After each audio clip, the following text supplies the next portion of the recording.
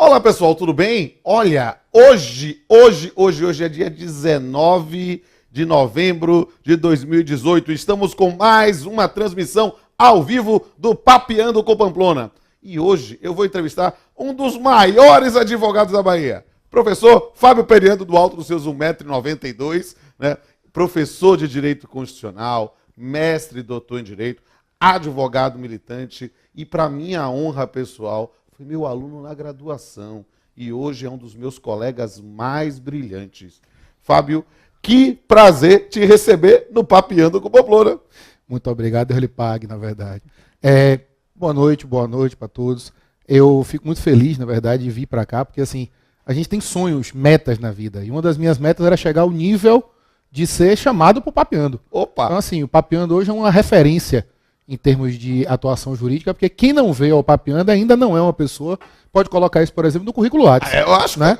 É preciso, inclusive, achar um lugar no currículo Lattes. Eu coloco, porque tem produção científica, você bota lá o Papeando. Pronto, vai ser colocado, inclusive. O Papeando está lá. As pessoas que me conhecem sabem, inclusive, que eu boto tudo no Lattes. Então, assim, vai entrar o Papeando por lá. E que bom, vamos papear. E, gente, vamos papear hoje. Esse programa, como a gente está sendo transmitido ao vivo. É a nossa 10ª oportunidade de gravar um Papeando ao vivo. É uma coisa assim, quando o Fábio, nosso diretor aqui, chegou e disse assim, diretor-gerente poderoso, vitaminado, fashion, ele chega lá e diz assim, olha, Pamplona, faz esse modelo diferente. Aí eu dizia, rapaz, eu gostava tanto daquela coisa, chegar com a plateia, a pessoa sentada. Não, mas é porque é a maior plateia que você pode ter, porque está todo mundo ao vivo neste momento. Ó, você que está vendo neste momento, aí no Facebook do SES, escreve aí, bota uma mensagem, diz um oi, diz de onde você está falando, de que cidade você está falando, porque depois o pessoal me mostra aí na tela, eu leio e vou dizer o nome de todo mundo aí no ar. E digo, este programa está sendo transmitido ao vivo no dia 19 de novembro de 2018, mas ele vai ser editado e vai ser o programa que vai encerrar o ano de 2018. A prova que estamos ao vivo é que nós vamos levantar nossas canecas agora. Aqui, ó, a caneca está aqui, estamos ao vivo. Já estamos ao vivo aqui, tomando mais uma aguinha também. Tem que dizer que é água mesmo, porque é água mesmo. E é água. Uhum. Quem me conhece sabe que tem que ser água. Mas, gente, vamos bater um papo. E o papo hoje, olha, como eu falei, esse é o 10º, completa a nota máxima, a nota 10. Nós fizemos aqui sobre diversos âmbitos do direito. O primeiro de todos foi com Fábio Roque, sobre direito penal. Depois trabalhamos sobre improbidade administrativa com Matheus Carvalho, reforma previdenciária com Frederico Amado. Depois trabalhamos a questão da reforma trabalhista com Dale Grave. Trabalhamos com direito e retórica com Maurício Deodato, foi muito legal também. Trabalhamos a questão de mediação com Fernanda Tartucci. Vimos ao vivo os dois irmãos, Roberto Figueiredo e Luciano Figueiredo, sobre solidariedade familiar, os irmãos Figueiredo, grandes figuras também, né? Trabalhei com Selma Santana sobre justiça distributiva. Sotora. Fantástico. Né? Trabalhei com Daniela Portugal, né, sobre feminicídio. E hoje vai ser o primeiro sobre direito constitucional. Num momento em que realmente nós somos um país, talvez, de uma constitucionalidade tardia, né? Nós estamos cada vez mais ainda tentando compreender esta plantinha que já se tornou árvore, mas ainda precisa ser cada vez mais fortalecida, é a Constituição brasileira. E essa Constituição, ela foi muito alterada. E é justamente sobre esse tema o Papeando de hoje. Alterações constitucionais. E, Fábio, a primeira pergunta desse papo é: por que a Constituição e por que se fala tanto em alterações constitucionais? Primeiro, assim, para chamar a atenção de todo mundo, é uma brincadeira com fundo de verdade, com grande fundo de verdade. Sempre é possível evoluir, né? Então, assim, o 10º tinha de ser sobre direito constitucional para poder fazer essa atividade. Rodolfo, veja, não tem como a gente escapar de uma coisa muito simples. Por que a gente trabalha a ideia de que a Constituição precisa ser alterada? Porque ela é um produto humano. Ela é, na verdade, algo que foi feito pelo ser humano. E aí, uma coisa lógica e óbvia. Se o ser humano é imperfeito, seus produtos também serão. A ideia de uma mudança constitucional, ela não é ruim. Ela só não é para ser a regra. Ela é para ser a exceção. Infelizmente, aqui no Brasil, às vezes a exceção acaba se passando por regra. E esses abusos é que a gente precisa, na verdade, trabalhar de forma mais adequada. E é isso que eu quero entender, porque nós temos 30 anos numa Constituição e que foi emendada numa quantidade que é assombrosa. São 105 dentro desse período. Porque tivemos 105 emendas constitucionais. Porque o poder político, quando ele entende que é preciso fazer alguma coisa, ele não se preocupa muito com a liturgia da Constituição. A ideia da Constituição é trabalhar uma lógica de que você não precisa mudar ela o tempo inteiro. Só que, infelizmente, não é isso que a gente vê. Quando o poder político, e eu não falo isso com conotação ideológica, não, estou falando no sentido geral, Sim, claro. no sentido da separação de poderes mesmo. Sim. Quando os poderes majoritários, que são o legislativo e o executivo, eles entendem que a Constituição está atrapalhando, eles lançam mão da ideia, por exemplo, de uma emenda constitucional, porque eles entendem que eles precisam suplantar aquela realidade. Daí, inclusive, o papel importantíssimo do Poder Judiciário nessa atuação contra-majoritária, Certo. de restringir os eventuais abusos. Eu estou falando de eventuais porque, assim, muitas dessas emendas, inclusive, são prova, infelizmente até, de uma grande incompetência. Porque, pare para pensar, o que é uma emenda? A emenda é você tentar solucionar um problema pontual. Certo. Se você tem 4, 5, 6 emendas sobre o mesmo tema, é porque, de fato, você fez uma coisa ruim, um trabalho ruim. É verdade. Previdência, reforma administrativa, você tem mais de 2, 3 emendas a respeito de tal tema como esse. Então, é uma prova de uma incompetência nessa questão.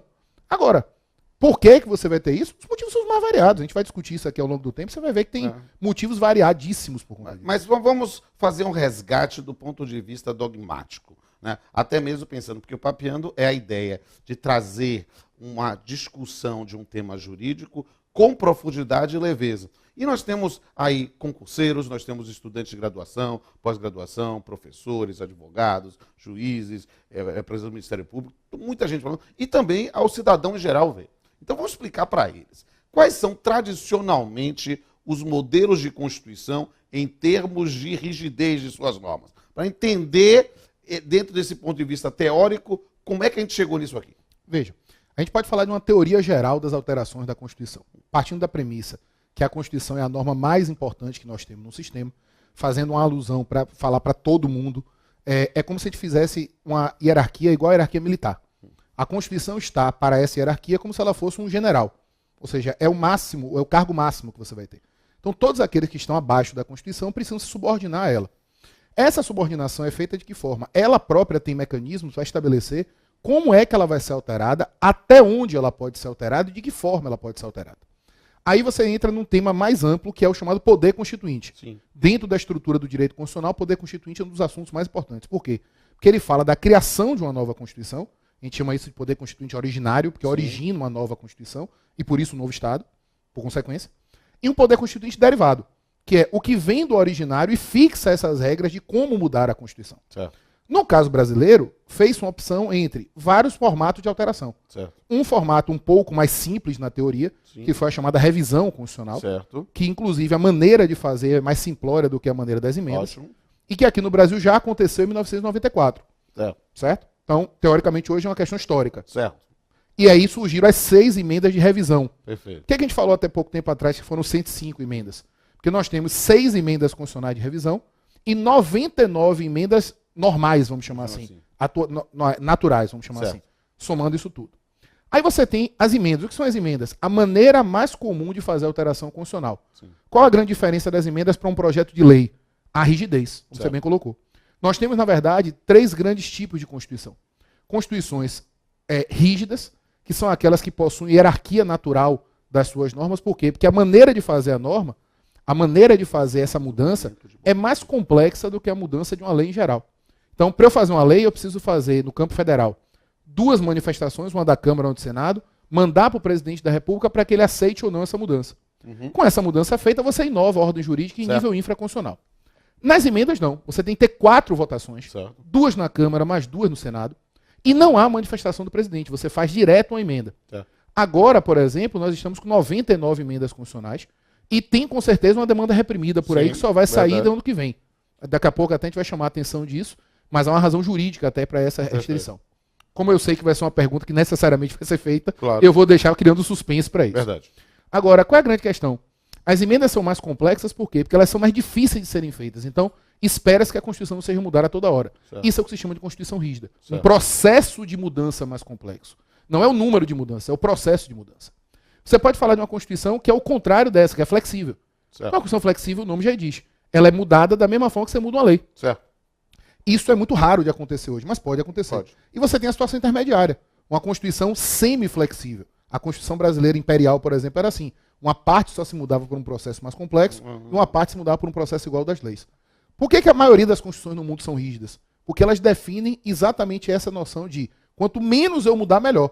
Tanto que, para fechar esse tema, a teoria do poder constituinte, quando ele fala disso, ele fala das limitações ao poder de emendar. Exato. Porque esse é o caminho. É evitar Porque que a mudança lógica aconteça. é ter a Constituição como o sol de um universo normativo. Exatamente. E a gente não deve ficar mudando no centro do universo toda hora. E a gente não pode esquecer Essa que é a tem lógica, segurança né? jurídica, né? Exato. Segurança jurídica é pautada em duas coisas: Mas- estabilidade e previsibilidade. Mas esse é o babado. Talvez essa seja a questão que eu quero suscitar. Porque essas mudanças constantes são 99 emendas, 6 revisão, 105 ao todo. Neste momento, é literalmente algo que é rebus instante, vamos dizer, até esse momento. É. Né? Agora, isso ajuda ou atrapalha a cidadania?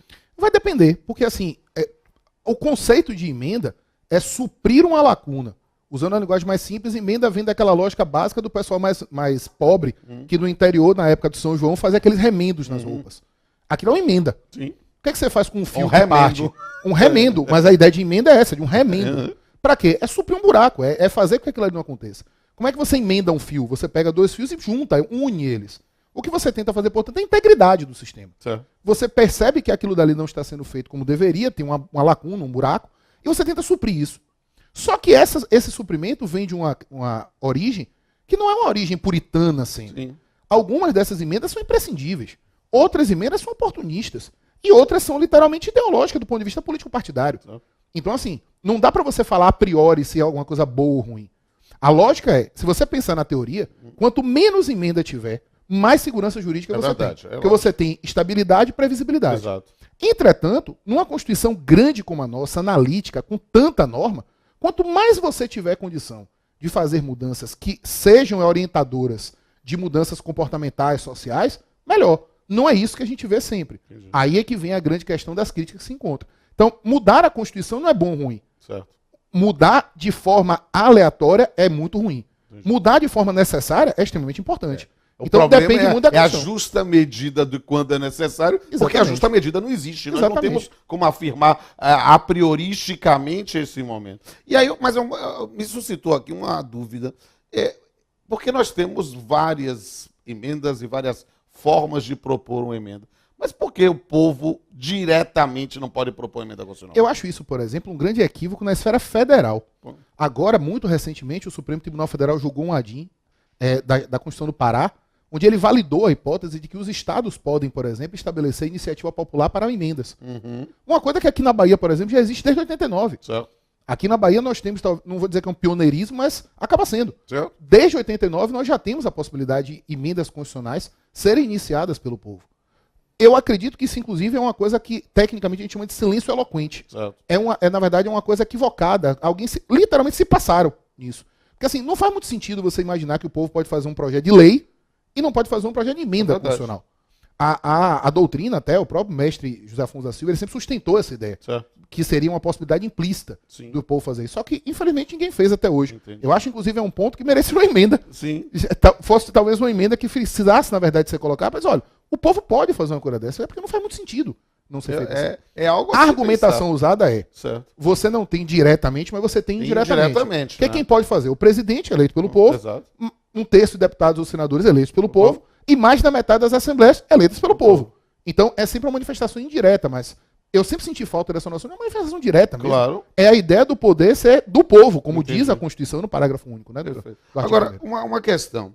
Nós temos visto muitas modificações da Constituição, não pela mudança de texto, mas pela atuação do Supremo Tribunal Federal. Decisões do Supremo Tribunal Federal têm gerado uma modificação, pelo menos na interpretação literal do dispositivo. Esta atuação do Supremo, sua visão como constitucionalista, eu tenho na minha condição de magistrado uma visão específica, mas eu preciso te ouvir aqui. Ofenderia a separação de poderes? Não, não. Isso, na verdade, é uma Então discussão a gente pensa igualzinho. há muito tempo, pelo A gente seguinte, pensa igualzinho. já foi a época, isso há milênios atrás, onde se entendia que o juiz era simplesmente o que o Google hoje é, um buscador. Ele procurava selecionar a norma que existia e aplicava aquilo naquele caso concreto. Se não tivesse norma, aí ele estaria autorizado a fazer. Se você parar para pensar, isso daí é uma evidência que o juiz sempre teve capacidade criativa do direito. Sim. Só que lá atrás, no tempo, isso era exceção. Certo. Hoje, isso é uma possibilidade. Por quê? Porque, primeiro, já se sabe que o texto nunca vai ser completo. Certo. Segundo, quanto mais dificuldade social você tem, mais os juízes vão ser demandados. E terceiro, O legislativo não é rápido o suficiente para enfrentar essas coisas. Entendi. Isso que a gente está falando chama-se mutação constitucional. Certo. É a possibilidade de você interpretar o texto constitucional de uma forma tal em que, às vezes, o que você vai fazer é alterar o sentido sem alterar o texto.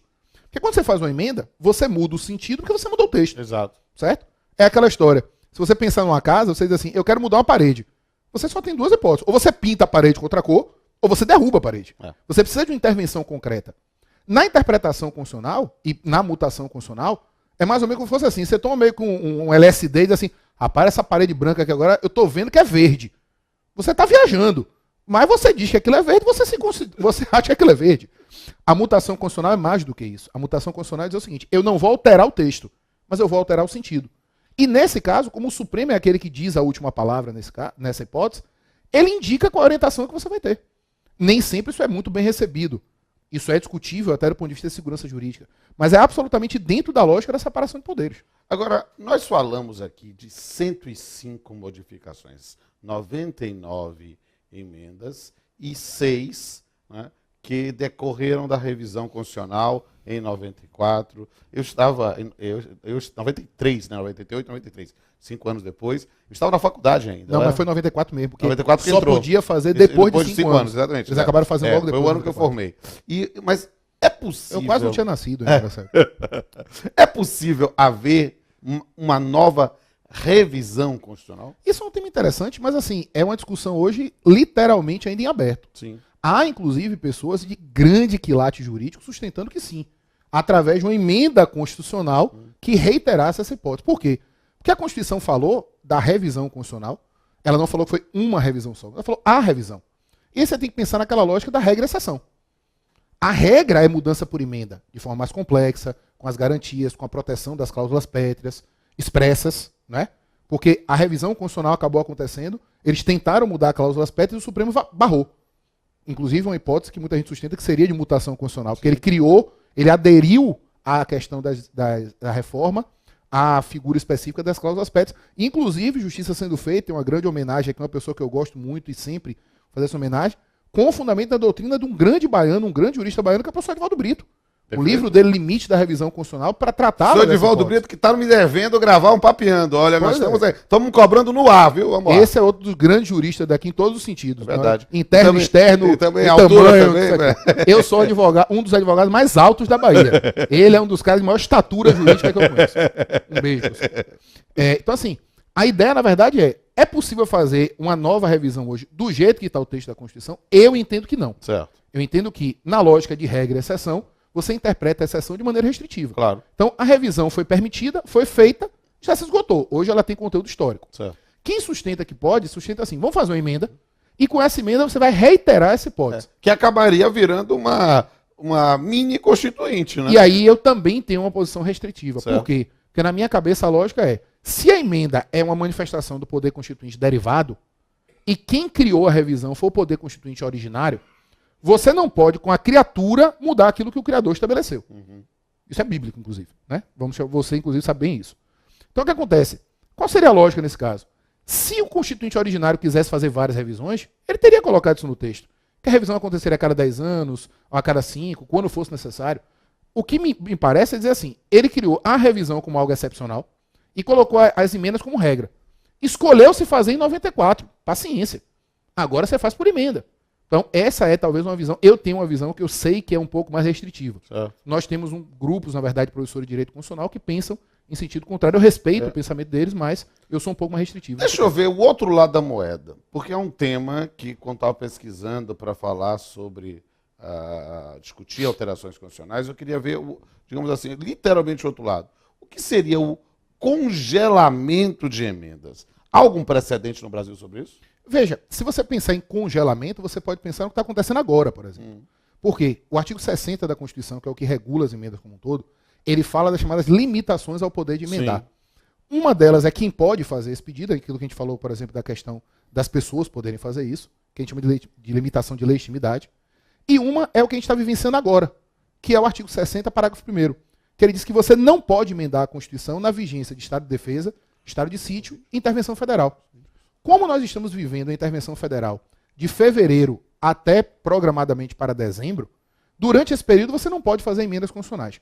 O Supremo, através de uma decisão do ministro Dias Toffoli, enquanto ainda não era presidente, ele permitiu a tramitação da PEC. Ou seja, a proposta de emenda pode tramitar, mas não pode ser votada. Porque essa é uma peculiaridade. Certo. Você não tem sanção presidencial em emenda. Certo, verdade. Você não tem isso. Então, assim, verdade. aprovou nas 4 vezes, 2 na Câmara, 2 no Senado, a PEC, a proposta de emenda, que é o que a gente ouve muito, já virou emenda. E ela ganha o número de ordem. Então, hoje, por exemplo, a próxima emenda que acontecer, a gente já sabe que é a 100. Porque está travado em 99 agora. Então, se você pensar nessa ideia de congelamento... Está travado congelamento por causa seria por causa da intervenção. Exato. Então, assim, por isso que eu falo da demanda reprimida. Bem provavelmente 2019 vai ser um ano que a gente deve ter várias emendas. Mas para isso precisa acabar a intervenção. Sim. Se a intervenção for encerrada, eu não sei se vai, claro. mas assim, partindo da premissa do decreto do presidente Temer, Sim, que fala até Exato, dezembro, exatamente. agora, por exemplo, estão falando muito, reforma da Previdência. Não, a reforma da Previdência vai ser votada esse ano. Não vai. Das duas, uma. Ou eles acabam a intervenção, ou se votar, vai ser inconstitucional. Exatamente. Então, assim, não tem muito sentido essa afirmação. Entendi. Entendeu? Então, assim, essa seria a lógica de congelamento que você pode pensar. Agora, você pode ter o que se chama de congelamento informal. Certo. O que é o congelamento informal? Eles decidem, por exemplo, que durante um período não se alterará a Constituição. Certo. É uma decisão política. Certo. Mas algo jurídico mesmo seria essa hipótese que a gente está vivendo agora. Agora, quando eu estava pesquisando para preparar aqui um roteiro para a gente fazer um debate profundo sobre alterações constitucionais, um tema que me veio à discussão foi a ideia do poder constituinte permanente. Perfeito. O que significa isso? Quando você pensa em poder constituinte, a gente falou lá atrás, você pensa em 2 momentos diferentes. O momento da criação de uma nova Constituição, originário, Sim. e o momento da derivação, que a gente chama de poder constituinte derivado, que seria aquele que faz as mudanças constitucionais. O que é que acabou, na verdade, sendo criado pela doutrina? A ideia de que, como você tem esse poder derivado sempre ao sabor, vamos chamar assim, da vontade política, você teria, na verdade, um poder constituinte permanente, que, na verdade, vai acabar sendo atuante por 2 realidades. Pelo próprio legislativo, porque ele acaba tendo o poder de decidir isso na Câmara e do Senado, e também pelo judiciário. Porque, de alguma forma, a mutação constitucional é uma maneira de alteração das mais relevantes. Então, você tem o que se chama de perenidade das mudanças. Essa perenidade é derivada dessa noção que se chama de poder constituinte permanente. Você ficaria sempre na possibilidade de alterar a Constituição naquilo que é passível de alteração. Protegendo-se, por exemplo, as cláusulas pétreas, os limites implícitos, que é o que a gente vai ter, na verdade, como restrição. Outro tema que me veio à pesquisa foi a discussão sobre uma constituinte específica. O que é isso? Quais são as vantagens e os riscos disso, notadamente no Brasil? É engraçado, né? Porque diz que tem algumas coisas que são essencialmente brasileiras. Né? Jabuticaba, triplicata. Né? E eu acho que constituinte específica é uma das coisas que o brasileiro quer tentar trazer para ele também. Sabe? Constituinte específico é uma contradição dos próprios termos. É verdade. Porque assim, quando você fala de constituinte, você está falando de uma realidade assim, que é algo que tem uma característica, que é a ilimitação. Exato. É aquela história assim, você sabe como começa, você não sabe onde termina. E é para ser assim. Porque você parte da premissa que se eu tenho que fazer uma coisa nova, é porque eu não concordo com aquela realidade que já está posta. Então você define isso dizendo assim, ó, gente, não tem como ser condicionada, não tem como ser limitada. E esse é um problema, porque quando você diz assim, vamos fazer uma constituinte limitada, você está contradizendo, você está misturando o poder originário com o poder derivado. Aí você vai dizer assim, Fábio, mas pode. Não. Ou você faz uma emenda com todas as restrições inerentes a isso, ou você faz uma modificação que aí você não tem limite. Um dos exemplos clássicos disso. Sim. A Constituição de 88 prevê o direito protegido, que é o direito adquirido. Sim. Um dos temas mais importantes, minha tese de doutorado, um tema que você trabalha no direito civil, a gente trabalha no direito constitucional. Só que a própria Constituição de 88, quando ela foi feita, lá no ADCT, naquela parte final, ele fala expressamente que as pessoas no momento anterior, da Constituição passada, não podem alegar direito adquirido a algumas coisas que se tinham antes, como, por exemplo, remuneração. Quem ganha mais do que a Constituição atual permite, por exemplo, não pode alegar direito adquirido. Por quê? Porque o Constituinte originário criou essa limitação. Por quê? Porque ele não tem preocupação em garantir nada do que você tem. Então ele disse assim, olha, eu vou até garantir o direito adquirido em geral, mas esse eu vou negar. Isso é a característica de uma constituinte, no sentido originário.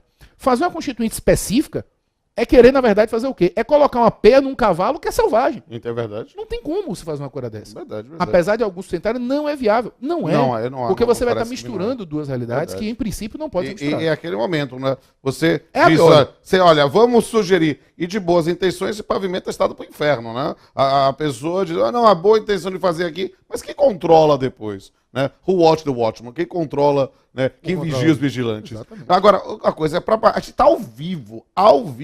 E aí é muito interessante esse negócio de estar ao vivo, porque o pessoal tá no Facebook participando. Eu vou botar aí na tela aí, Fábio. Bota aí pra ver o pessoal e vou ver se eu consigo enxergar. Vamos lá aqui, vou lá o pessoal e bota aí pra ver. Vai ver se você consegue enxergar o nome do pessoal que tá aí ao vivo. Ó, tem aqui Ileana Patrícia Rodrigues, é isso? Né? Vai baixando aí para poder chegar quantas pessoas já estão mandando um abraço. Tem aqui Daiana Garcia.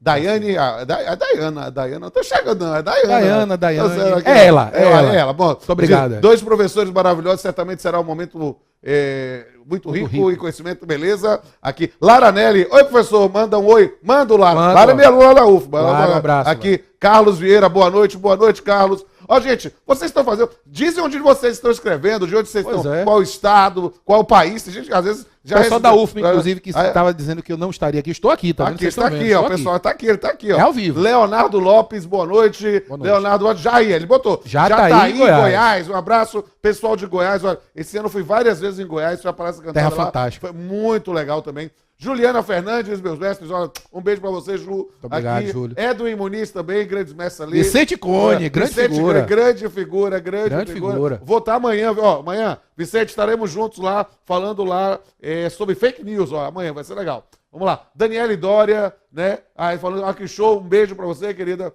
Hanna, tô chegando Novaes aqui, dois mestres sensacionais, obrigado, querida. Grande figura Leliane lá, também, já vi um monte de palminha, estão vendo um monte de gente aqui, tem mais gente ainda, olha, tem aqui. Quem é? Cacá Inácio, de São Luís, Maranhão. Um beijo, pessoal. Maravilha. De São Luís. Lá legal, a época a área do reggae, muito bom.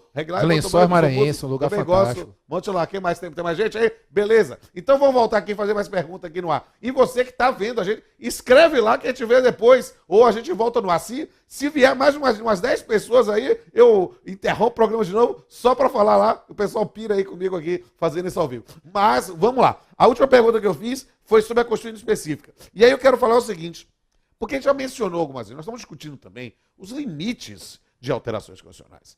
E há um tema que vem sempre à baila, que é o tema das cláusulas pétreas.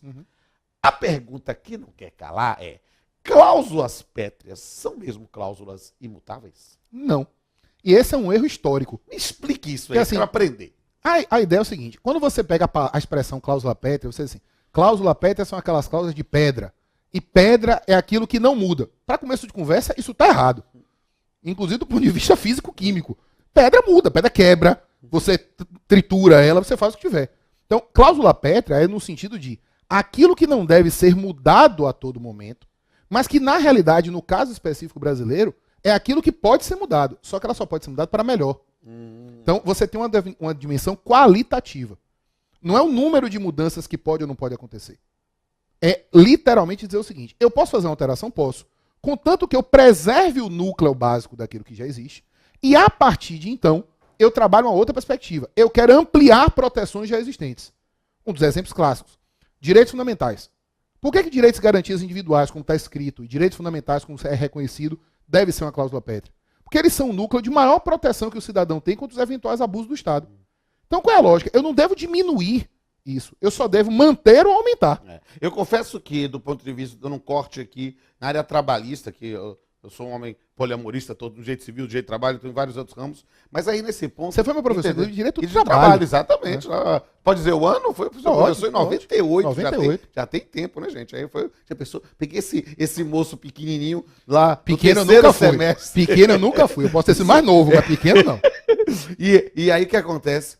Na área trabalhista, por exemplo, quando a gente fala de algumas emendas constitucionais que modificaram o artigo 7º da Constituição, a gente pode dizer, olha, aquela que modificou a idade, a que modificou a idade é alguma coisa que aumenta a proteção. Sim. Então dá para ir. Mas a da prescrição eu tenho minhas dúvidas. Eu sempre tive.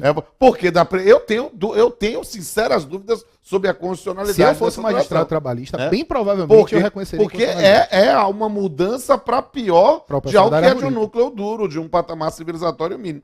É, sem sombra de dúvida, uma questão interessante. Agora, eu queria aprofundar esse tema, porque eu estou muito orgulhoso. Ele foi meu aluno na graduação. Hoje é meu colega brilhando aí no direito constitucional, aí falando. Seguindo seus passos. Não, aqui nada.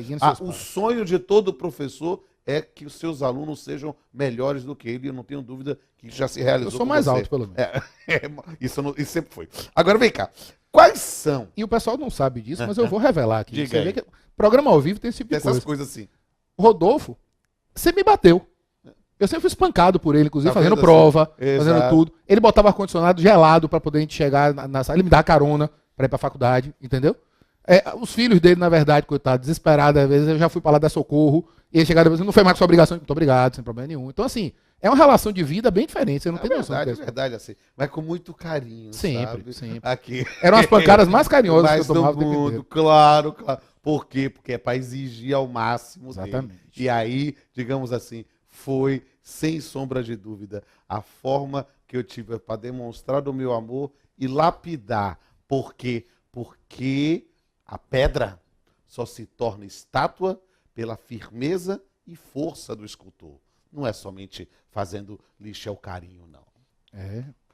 Tá vendo, gigante? Vamos lá, meu povo. E aí a gente precisa perguntar o seguinte: quais são os limites implícitos das mudanças constitucionais?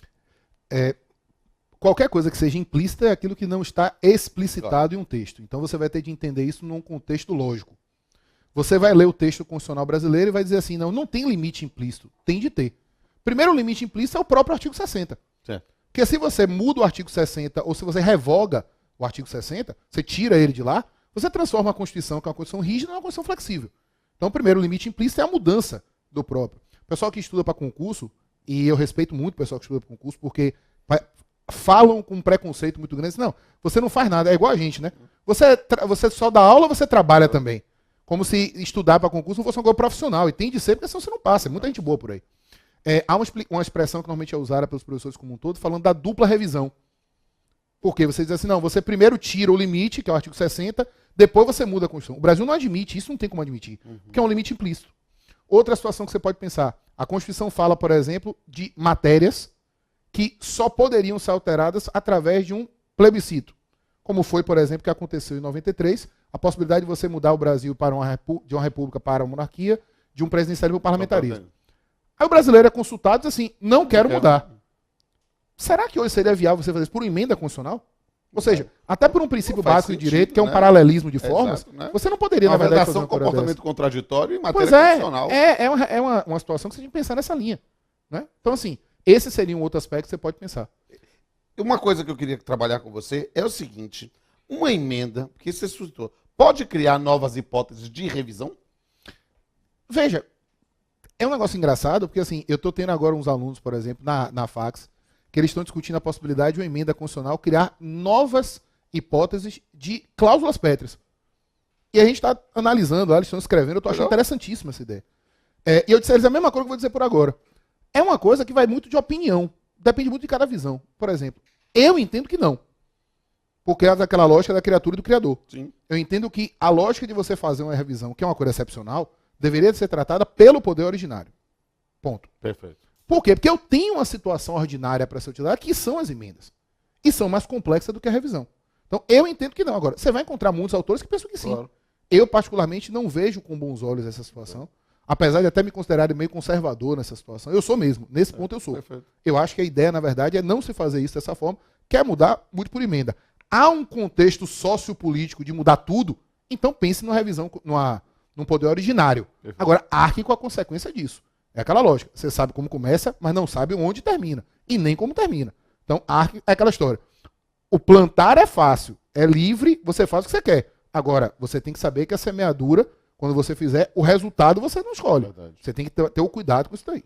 Agora, gente, é o seguinte, eu já fiz pergunta pra caramba, né? Posso aqui sair descascando tudo que era possível aqui. Mas o Papeando ao Vivo tem uma grande vantagem. A gente tem a oportunidade de receber vídeos, perguntas das pessoas. E o pessoal da produção, eu recebi um monte de vídeo. Depois eu vou postar todas os vídeos que foram selecionados lá no Instagram do Papeando. Vocês olhem lá, procurem lá Papeando com Pamplona, vocês vão ver. Vou postar nos próximos dias todos os vídeos. Mas eles selecionaram alguns, 4, 5, 6, não sei. E aí vão ver aqui no ar. Solta a primeira pergunta aí, Papalo. Oi, professor Pamplona.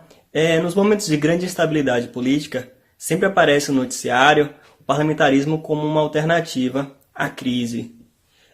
Parte da doutrina, entretanto, afirma que não é possível alterar o sistema de governo através de uma emenda constitucional, em razão de a separação dos poderes ser uma cláusula pétrea. Eu gostaria de saber qual a opinião do professor Periandro a respeito dessa questão.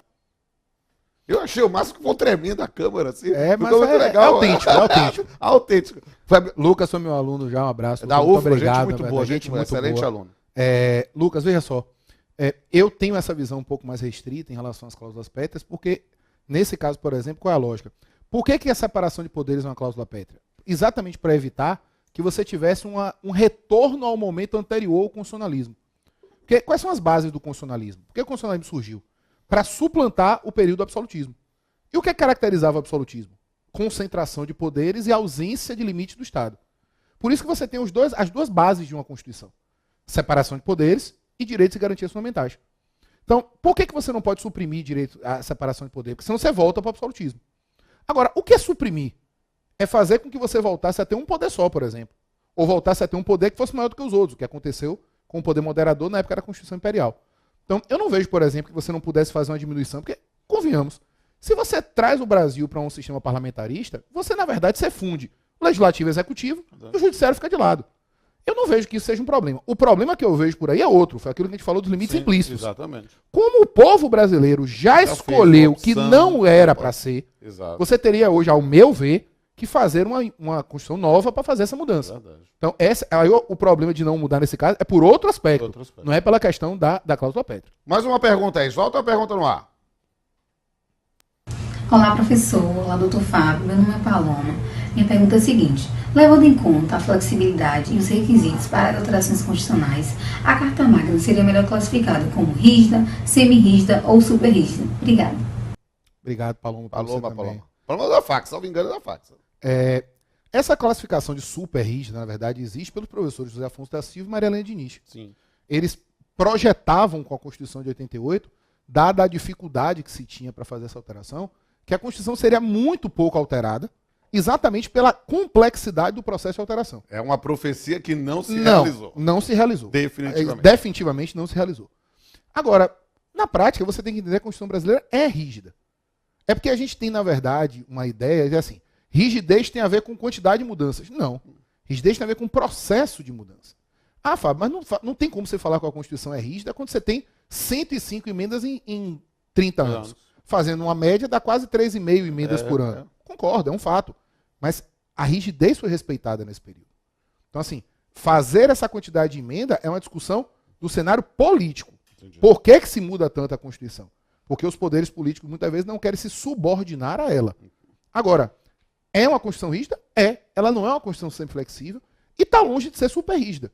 Eu acho, inclusive, que até para ela ser super rígida, ela teria que ter um mecanismo que é, para mim, até um mecanismo mais interessante.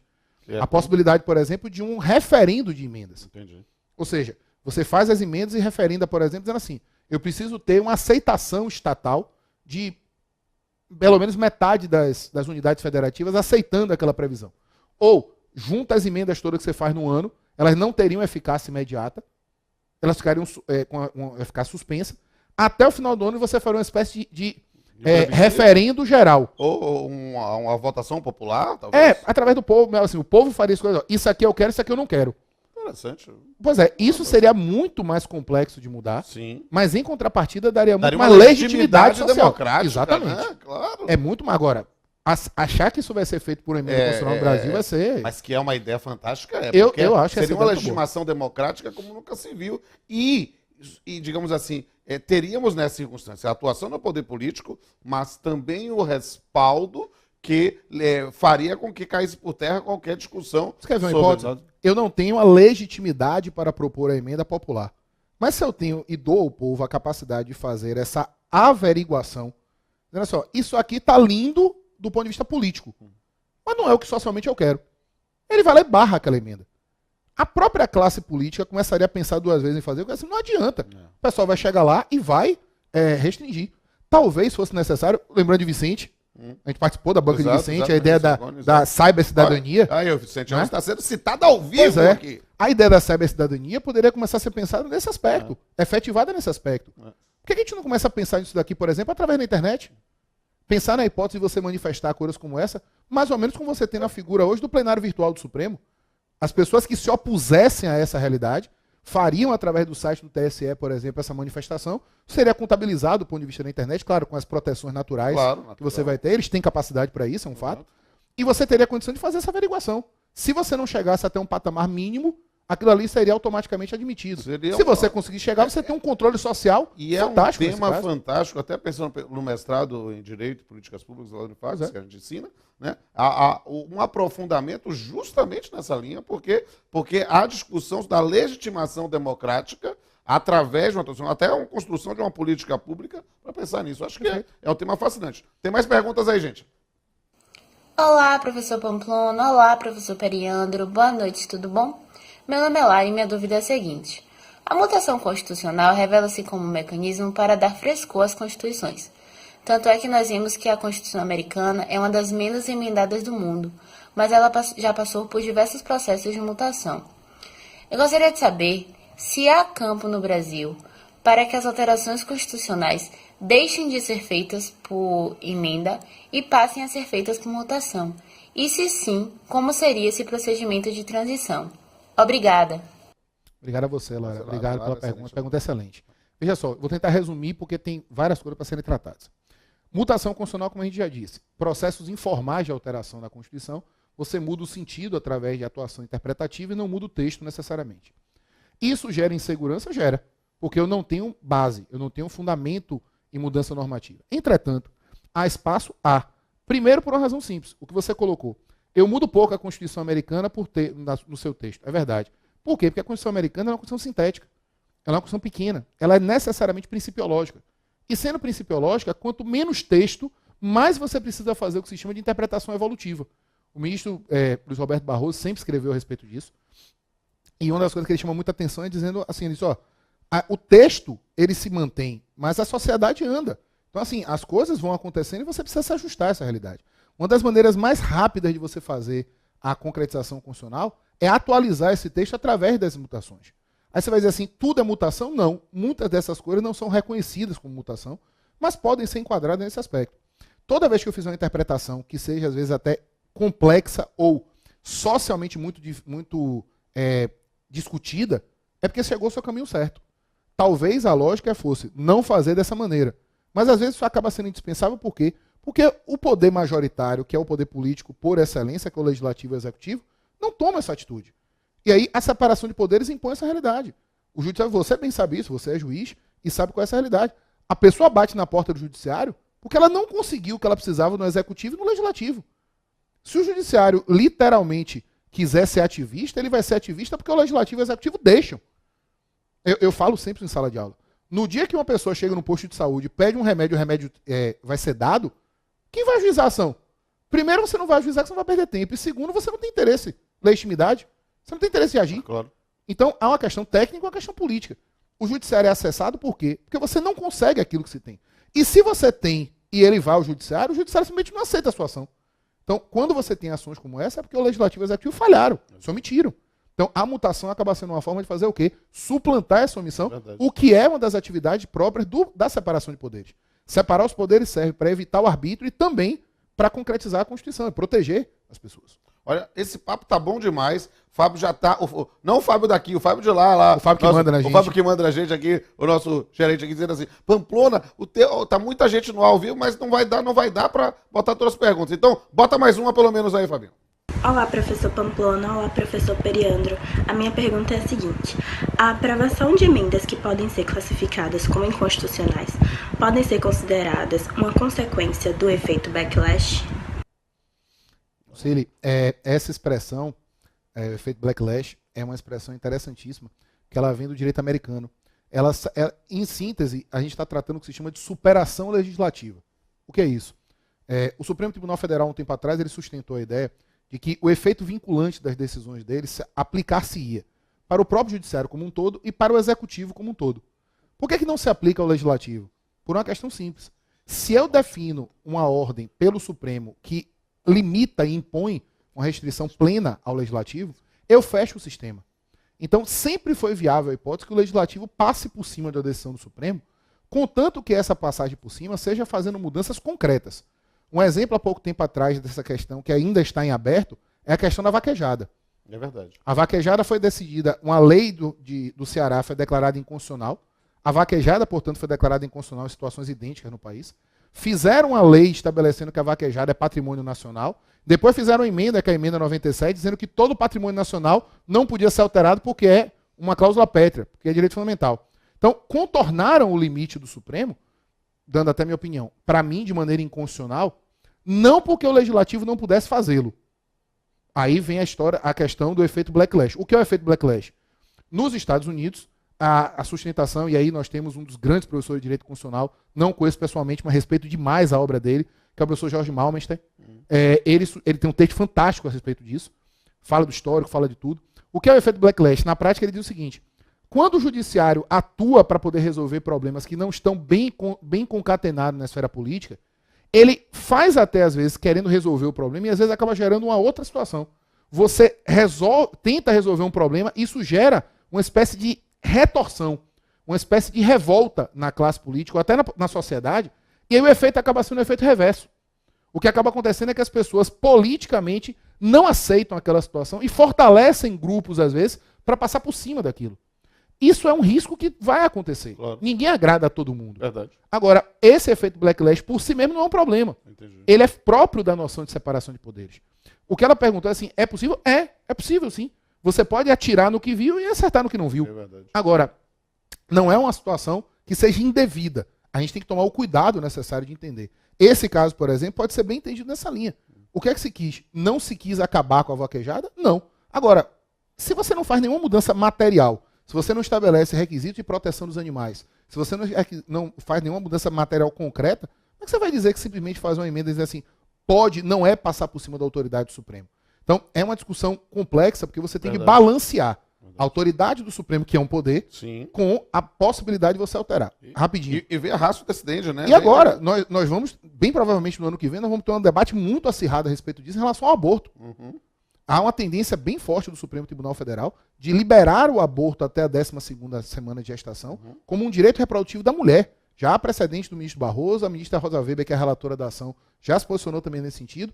Então, se o Supremo definir uma coisa dessa, você vai ver, talvez, o efeito backlash mais claro possível, porque a retorção que vai acontecer pelo poder político vai ser muito grande, até porque as bancadas religiosas em geral, elas vão dizer assim, não pode admitir uma coisa dessa.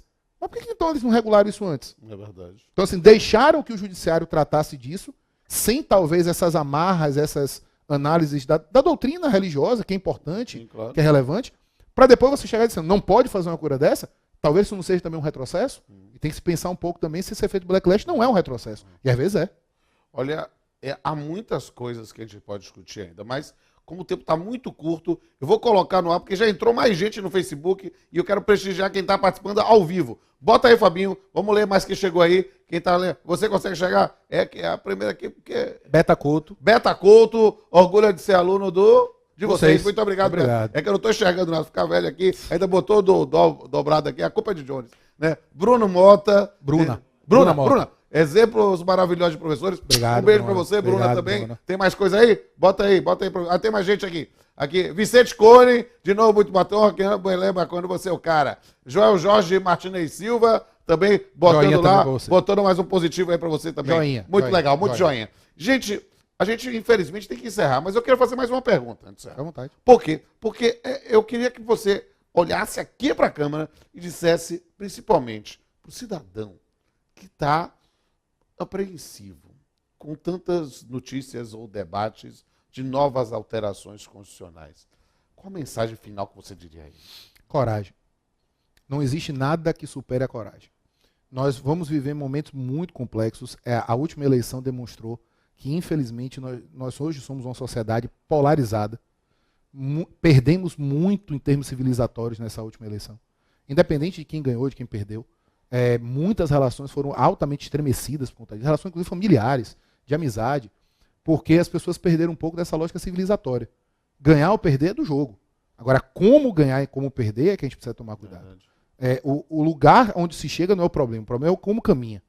Então, assim, vai ter uma grande quantidade de emendas em 2019? Com certeza. Até por conta da ideia da intervenção, tem muita coisa reprimida. O poder que hoje está no poder majoritário vai querer fazer muita mudança na Constituição? Vai. Muitas coisas que foram sustentadas pela lei vão fazer. Agora, já recuaram, por exemplo, na ideia de fazer uma Constituinte originária. Menos mal. Agora, vai ter muita emenda? Vai. E se o Congresso aceitar essa possibilidade, aí é que você vai ter muita mudança mesmo. Vai ser bom ou vai ser ruim? Depende do nível que as pessoas vão pensar. Se a gente cobrar dos nossos representantes que foram eleitos, se a gente cobrar coerência, pelo menos, deles, a gente vai ter um pouco mais de tranquilidade. Agora, não se pode baixar a cabeça. Todas as pessoas hoje que estão dizendo, porque eu estou com medo, não sei o quê. Medo só tem uma forma de ser suplantado. É enfrentando. A gente não tem como dar uma solução mágica para isso. É enfrentar. É pensar aquilo que vai acontecer e, a depender do caso, até brigar de maneira adequada. Não é sair fazendo essa loucura, fazendo discurso de ódio na internet, achando que isso resolve. É se organizar, é pressionar, é cobrar dos parlamentares que muitas vezes até se autocontenham, se limitem em relação a isso. Isso tudo a gente sabe fazer. A gente só precisa, na verdade, voltar a ter essa dimensão. A palavra que eu digo, coragem. Pensar que a gente vai conseguir fazer isso. Eu acho que o único direito, eu repito essa frase com frequência, o único direito verdadeiramente inalienável é o direito de ter esperança. E a esperança também precisa estar aliada com a coragem. A ideia de que nós precisamos ter coragem para levantar todo dia de nossas camas, olhar para o horizonte e continuar andando. Né? E, Fábio, que honra foi te entrevistar. Eu estava pensando, olha, você foi meu aluno na graduação há 20 anos. Verdade. Né? E o estudante grande... Eu tinha até cabelo naquela época. Você tinha até cabelo. Tinha até cabelo, né? O estudante grande tornou-se um grande advogado. Né? E eu tenho certeza que não é somente um grande advogado, é um grande professor, um grande jurista, um grande cidadão. Eu tenho um enorme orgulho de ter acompanhado os seus primeiros passos do direito e ser hoje, na minha condição de coroa, uma testemunha privilegiada do seu brilho e que o futuro seja cada vez mais brilhante para todo passo que você der. Eu peço a honra de um brinde ao final do Papeando. Eu vou dar esse brinde, mas antes eu queria fazer uma justa homenagem. Faça aí. Ninguém cresce sozinho e ninguém se torna importante se não tiver alguém que dê raízes para isso. Muitos já conhecem isso, sabem, e eu preciso fazer esse testemunho para todos aqueles que talvez não saibam. Rodolfo é uma das pessoas mais generosas do ponto de vista jurídico que existe na face da Terra. Rodolfo foi uma das primeiras pessoas que conseguiu trazer a gente para dentro de uma mesa de audiência, um monte de estudante louco, alucinado, que não sabia ideia do que era processo. A gente foi descobrir o que era o seu trabalho por conta dessa atuação sua. Eu comecei a gostar da parte de pesquisa acadêmica porque você fazia isso, tirava seu tempo para poder trazer a gente para lá. Eu sou criatura sua, em todos os aspectos que se pode imaginar. E você, na verdade, se preocupa sempre com a noção de que o direito, na verdade, ele tem que ter uma atividade social, ele tem que ter uma atividade concreta, ele tem que servir para alguma coisa. Esse direito vivo que a gente vê hoje vem por conta da sua realidade. Não é à toa que a gente vivenciou e tivemos a grata oportunidade de vivenciar Calmon de Passos. E Calmon dizia sempre isso. As pessoas precisam se ombrear com os gigantes para poder ver coisas mais adiante. Eu sou um pontinho, na verdade, dentro dessa realidade. Só que eu sou um pontinho de uma grande quantidade de areia, na verdade, que hoje entra por sua realidade. Você é o cara que consegue fazer isso. Então, assim, você merece todos os elogios em relação ao que você consegue hoje, porque você é multitarefas. E esse multitarefa, na verdade, é sempre para o bem das outras pessoas. Então, eu que lhe agradeço por tudo aquilo que puder e fico sempre à disposição para todo mundo que precisar. E estou aqui sempre nesse sentido. Como não se emocionar, e ainda mais ao vivo, né? Sem, ainda mais de surpresa isso. Mas eu quero dizer, Fábio, que você é destinatário do meu amor, do meu afeto e principalmente da minha admiração e meu orgulho. Idem. Quero ver você crescendo ainda mais, se é possível. E, meus amigos, se você gostou deste Papeando, deste episódio, olha, procure nas redes sociais. A gente vai postar fotos dos bastidores, né, com a hashtag Papeando com Pamplona, que é a hashtag que você vai ver todos os episódios, inclusive esse, e Papeando com Fábio Periandro, né, vai ser a hashtag oficial deste episódio. Procure, inscreva-se no canal SES TV, onde tem o episódio, esse episódio vai estar lá, e vai estar também, vocês sabem, o Papeando começou com a ideia de trabalhar o direito e a arte, direito de forma leve e profunda. Então a gente vai ter um poema sobre esse tema que vai estar no episódio oficial, né? A gente não vai fazer esse ao vivo, eu vou gravar e vocês vão ver em dezembro o episódio correspondente. Então vocês vejam lá no canal CSTV e vejam também no canal Pamplona. Eu estou muito feliz com essa nova mídia, tem sido uma coisa muito legal. Como o Rodolfinho, meu filho, fala, diz assim, olha, se inscreva no canal, ative as notificações e dê seu like. Para mim vai ser muito legal interagir com vocês lá. Eu estou muito feliz e também emocionado. E eu quero dizer que a mensagem final que a gente vai falar sobre alterações constitucionais é dizer que a gente não pode ter medo da mudança, mas é preciso ter coragem para saber que mudança é essa. Até a próxima.